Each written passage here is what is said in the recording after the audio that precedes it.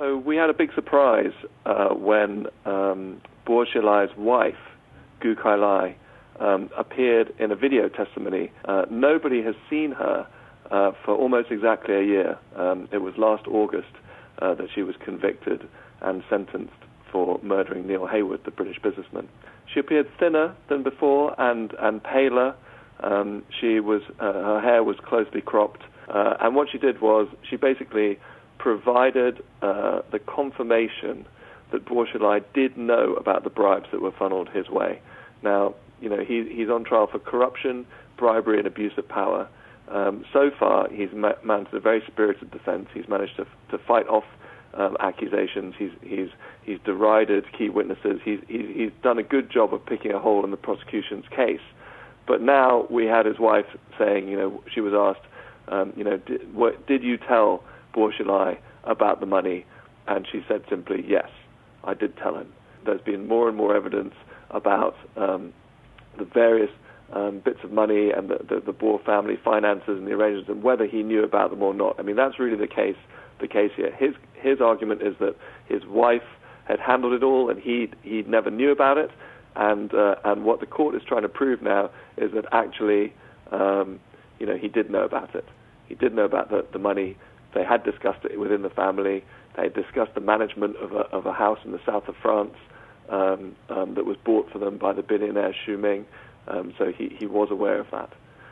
The other thing that's happened is that Neil Heywood, we've really sort of struggled to understand for all this time, since his death came to light in March 2012, why he was killed, what the problem was between him and the Bo family that led to this, horrific outcome. And we had a lot more information on that today. There were several written statements came out, and they painted a picture of how his relationship had soured, how Bo Xilai had basically signed him on as the manager and given him a half share of this house in the south of France, but then had grown increasingly paranoid, had been concerned that he wasn't managing well enough, that he wasn't generating enough money, and had eventually decided to strip him of that 50% share.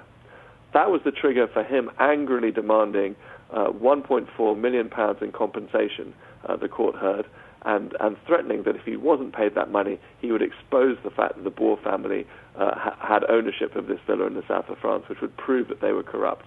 That was obviously enough for them to want to silence him.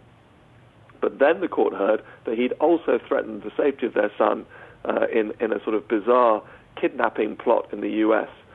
Whether or not he took part in it is not clear, but certainly Bo Xilai, Bo Xilai's wife, and Neil Heywood's convicted murderer believed that he was going to kidnap and potentially hurt her son, and then decided that something had to be done. She said that was the impetus for what happened on November the 15th, 2011, when he was killed in a hotel room in Chongqing.